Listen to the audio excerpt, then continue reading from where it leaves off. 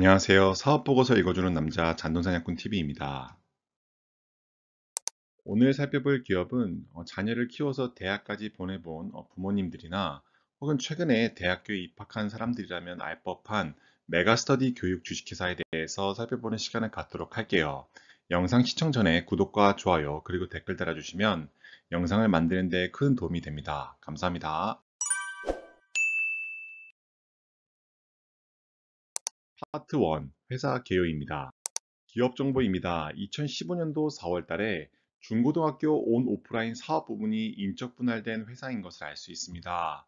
영위하는 사업은 초등학생, 중학생, 그리고 고등학생과 대학생 및 일반 성인을 대상으로 교육 콘텐츠를 온 오프라인으로 제공하는 회사인 것을 알 수 있어요.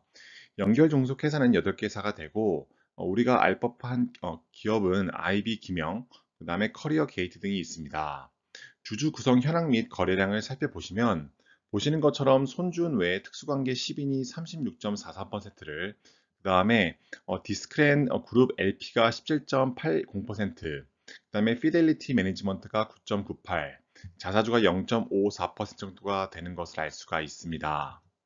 거래량을 살펴보면은 메가스터디 교육이 최근에 0.27%로 대교는 0.11, 크레버스는 0.47인 것에 비해서는 적정한 중간 수준인 것을 알 수가 있습니다. 하지만 절대적인 수치로 봤을 때는 낮은 수준의 거래량을 보이는 것을 알 수가 있습니다. 본사는 경기도 성남시 둔촌대로에 있습니다.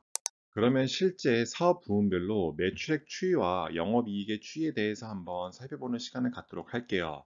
우선 매출 부문에 대해서 먼저 살펴보면은 초중등 사업 부문이 23.5%, 그 다음에 고등 사업 부문이 61.2%가 되는 것을 알 수 있고, 대학이 7.9, 취업이 7.3% 정도가 되는 것을 알 수 있어요. 보시다시피 초중등과 고등 사업 부문의 매출이 실제 메가스터디 교육과 관련 회사의 전체 매출의 대부분을 차지하는 것을 알 수 있습니다.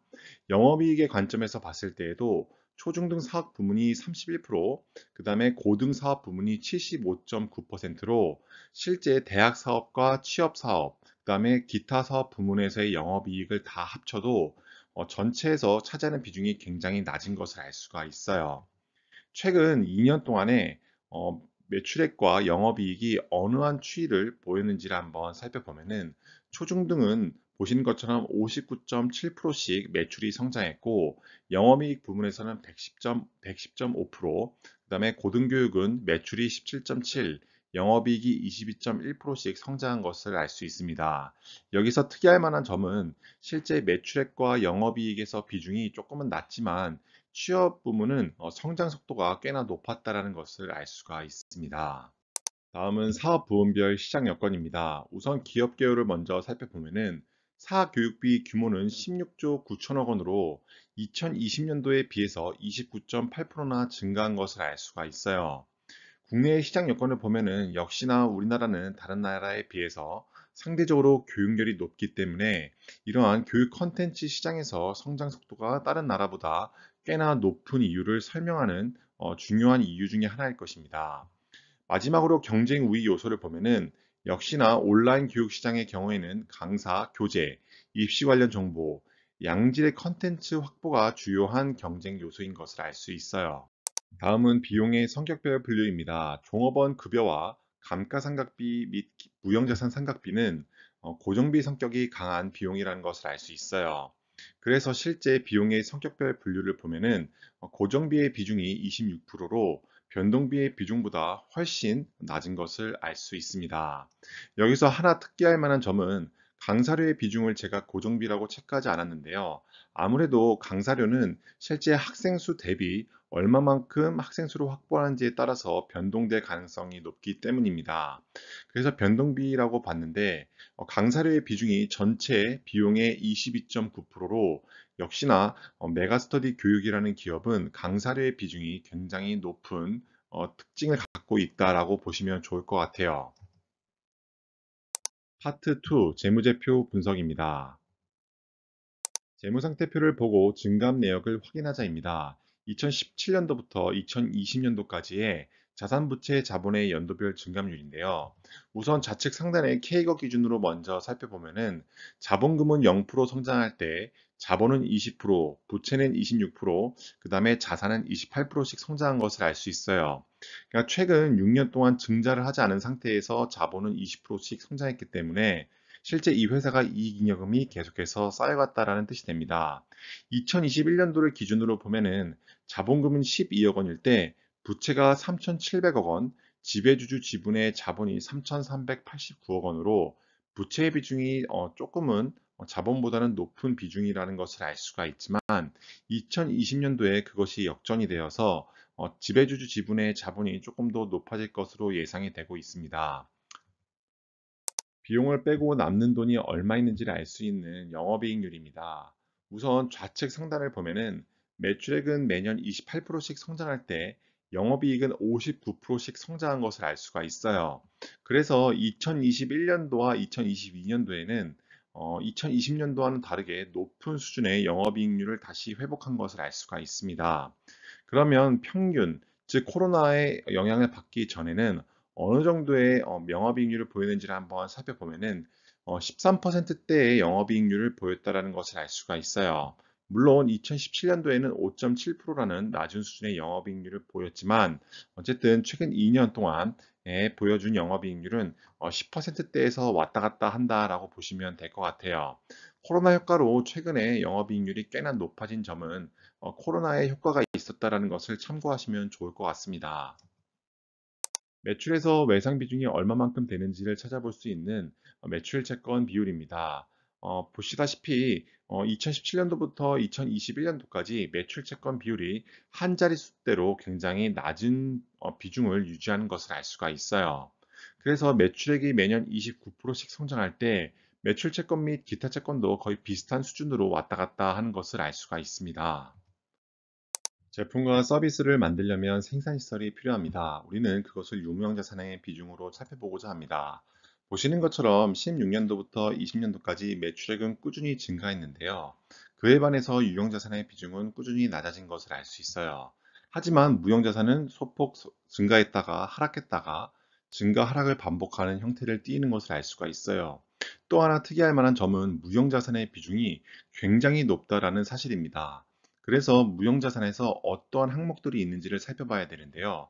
우선 그것을 살펴보기 전에 증감률을 먼저 살펴보겠습니다. 매출액은 29%씩 성장할 때 유형자산은 10%, 무형자산은 25%씩 성장했는데요. 이 또한 유형자산보다 무형자산이 훨씬 더 높은 수준의 성장률을 보인 것을 알 수가 있습니다. 그러면 실제 무형자산 내역에서 어떠한 내용이 있기 때문에 이런 상황이 발생하는지를 살펴봐야겠는데요. 우선 2021년도 기초금액을 보면은 총 합계가 1,500억 원 정도가 되는 것을 알 수 있어요. 그 중에 1,100억 원가량, 거의 대부분이 전속계약금으로 표시되어 있는 것을 알 수 있습니다. 다시 말해서 1타 강사들을 영입하는데 필요한 계약금이라고 보시면 될 것 같아요. 이렇게 높은 계약금이 있기 때문에 이런 것을 무형자산화 시켜서 차근차근 비용으로 처리하기 때문에 실제 비용을 조금 더 적게 계상해서 이익을 늘려 보이게 하는 효과가 나타난다는 것을 알고 넘어가시면 좋을 것 같습니다. 현금을 주주에게 나눠주는 배당 성향 및 배당 현황입니다.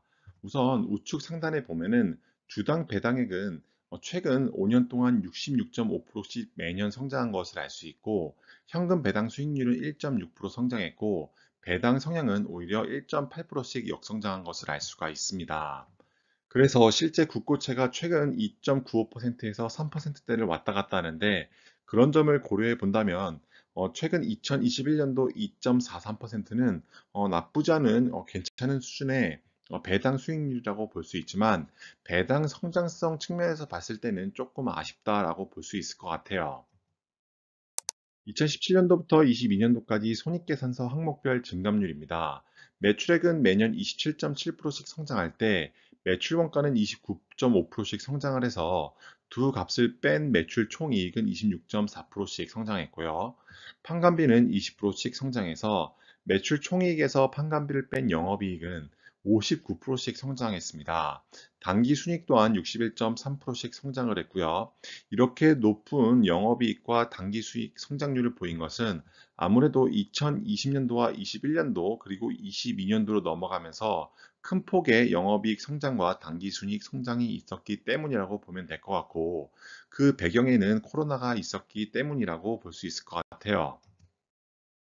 자산과 부채 자본을 영업 성격과 비영업 성격으로 나누면 다음과 같습니다.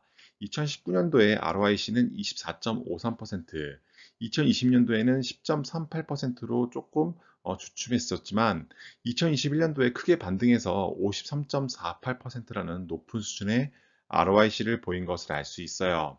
회사의 시가총액이 1조 1천억 원이라는 점을 고려했을 때 비영업 성격의 순자산도 2천억 원대로 양호한 수준을 보이는 것을 알 수가 있습니다. 그래서 실제 19년도부터 20년도, 21년도에 어떤 사분면에 속하는지를 한번 살펴보면은 19년도에는 비사분면 정중앙에 있다라고 보여지면 2020년도에는 조금 더 오른쪽에 치우쳐져 있고 2021년도에는 A 사분면으로 넘어갔다라고 판단해 볼 수 있을 것 같습니다. 실제 회사 통장에 얼마가 들어왔는지를 살펴볼 수 있는 영업활동 현금 흐름입니다. 당기순이가의 비교를 통해서 영업의 질 또한 확인하려고 하는데요. 보시는 것처럼 17년도부터 22년도까지 단 한 해도 영업활동 현금 흐름이 당기순이익보다 적었던 적이 없어요. 다시 말해서 실제 이 회사가 발표하는 당기순이익보다 영업활동 현금 흐름이 항상 좋았다라는 뜻이 됩니다. 2021년도를 살펴보면은 실제 이 회사의 영업활동 현금 흐름이 1924억 원일 때 당기순이익은 815억 원, 2022년도 예상은 당기순이익이 1185억 원일 때 영업활동 현금 흐름은 1725억 원이라는 점을 알고 넘어가시면 좋을 것 같아요. 그래서 K거 기준으로 살펴보면은 영업활동 현금 흐름은 30%씩 성장할 때 당기순이익은 61%씩 성장을 했고 메가스터디 교육의 주가가 87%씩 폭발적인 성장을 최근에 일어났기 때문에 코스닥의 시장 퍼포먼스보다 높은 퍼포먼스를 냈다라는 것을 알 수가 있습니다. 재무상태표 자산의 변동이 생길 때 살펴볼 수 있는 잉여 현금 흐름입니다. 2020년도에서 21년도로 넘어갈 때 프리캐시 플로우가 높게 뛰어오른 것을 알 수가 있는데 아무래도 그 이유는 실제 이 회사의 영업활동 현금 흐름이 크게 뛰었기 때문이라고 보시면 될 것 같아요. 2022년도는 2021년도보다는 실제 영업활동 현금 흐름이 조금은 낮고 캐펙스는 조금 증가하기 때문에 프리캐시 플로우 입장에서는 조금 하락 추세를 면하지 못할 것으로 보여집니다. 하지만 그럼에도 불구하고 괜찮은 수준의 잉여 현금 흐름을 보일 것으로 예상이 되고 있습니다. K거 기준으로 봤을 때 캐펙스는 19%씩 성장한 것을 알 수가 있어요. 파트 3. 기업의 적정 가치 및 재현입니다. 기업의 적정 주가에 대해서 절대평가 방식으로 계산하면 다음과 같습니다. 우선 현재 주가가 주당 95,500원인 것을 알 수가 있고 2021년도 예상 ROE가 26.83%이기 때문에 적정 주가는 84,000원, 그리고 2022년도 예상이 30.36%가 나왔기 때문에 적정 주가는 95,000원대까지 올라가는 것을 알 수가 있습니다. 오늘의 한 줄입니다. 메가스터디 교육은 수익성 측면에서 코로나 시대에 혜택을 받았고 실제 그런 혜택을 수익으로 잘 옮겨놨기 때문에 높은 수익성을 보이고 있는 기업인데요. 다만 실제 우리나라의 교육열이 계속해서 높은 수준을 유지하고 있기 때문에 기업의 성장성은 좋아 보이지만 또 한편으로는 우리나라의 출생률 자체가 굉장히 급감하고 있기 때문에 실제로 초중고등학교 시장에서 대부분의 매출과 영업이익을 발생시키는 메가스터디 교육 입장에서는 기업의 성장성이 조금은 불투명할 수 있다는 점 참고로 알고 넘어가시면 좋을 것 같아요. 저평가 여부를 봤을 때는 실제 2022년도 ROE를 봤을 때는 아직도 업사이드가 열려 있다라고 보여지지만 탈코로나 시대에서 얼마만큼 지금과 같은 높은 수준의 ROE를 유지할 수 있을지에 대해서는 조금 물음표가 생기는 상황입니다. 배당 성장성은 꾸준히 일어나지 않았기 때문에 별 2개 정도가 될 것 같고요. 재무 건전성은 양호하기 때문에 별 3개 정도가 적당할 것 같습니다. 지금까지 메가스터디 교육 분석 영상 봐주셔서 감사드리고 해당 영상이 도움이 되셨다면 구독과 좋아요 그리고 댓글 부탁드리겠습니다. 감사합니다.